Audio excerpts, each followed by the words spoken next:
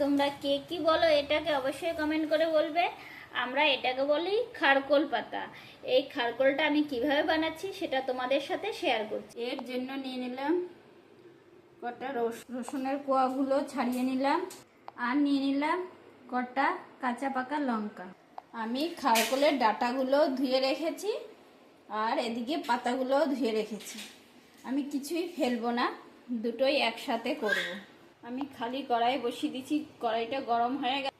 এবার কড়াইয়ে আমি দিচ্ছি কালো জিরাটা ভেজে নিচ্ছি। কালো জিরার সাথে আমি রসুন আর কাঁচা লঙ্কাটা ভেজে নিচ্ছি। শুকনো কড়াই, এটা তেল দেয়নি।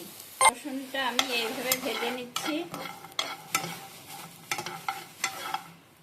রসুনটা আমার ভাজা হয়ে গেছে, নামিয়ে নিলাম। এবার আমি কড়াইয়ে খারকোল পাতাটা দিয়ে দিলাম, আর খারকোলের এইটা ডাঁটাটাও দিয়ে দিলাম।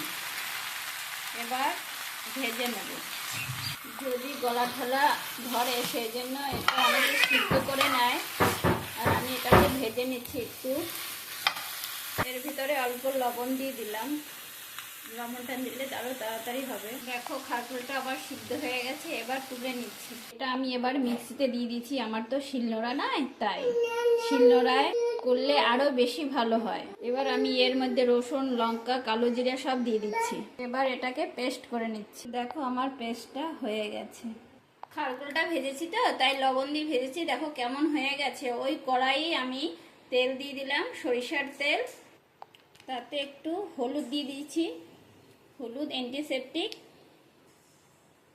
আর তেলে দিলে কাঁচা গন্ধটা আসে না। এবার আমি বাটাটা এর ভিতরে দিয়ে দিলাম, আরও টেস্টি হবে। এবার এটাকে একটু ভালো করে নাড়াচাড়া করে নিই।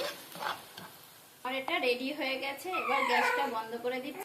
এই রকম রেসিপি পেতে চাইলে আমার সাথে থাকবে, পাশে থাকবে, আর বেল আইকনটা দাবিয়ে দিবে, ফলো করে দিবে।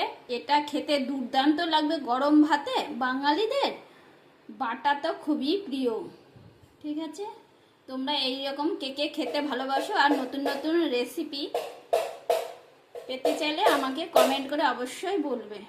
টাটা, তোমরা ভালো থেকো এবং সুস্থ থেকো।